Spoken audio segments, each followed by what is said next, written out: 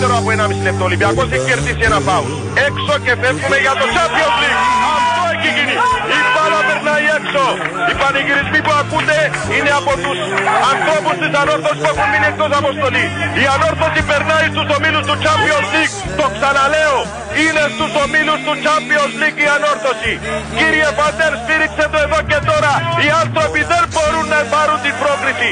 Αυτή μας ανήκει. Είναι δικιά μας, είναι της Κύπρου, είναι του Κυπριακού ποδοσφαίρου, είναι της Ανόρθωσης.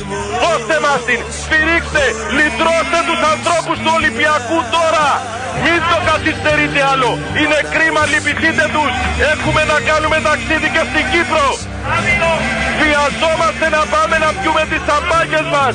Βιαζόμαστε να πάμε να χαρούμε αυτή τη βραδιά. Κύριε Φαντέρ, να χαρείτε. Σφύριξε το τώρα. Θέλει ακόμη 20 δεύτερα και μας κρατάει σε αυτή την αγωνία. Το Πρασίνοβιτς καταμετράω 14, 13, 12, 11, 10, 9, 8, 7, 6, 5, 4, 3, 2, 1. Άνοιξε!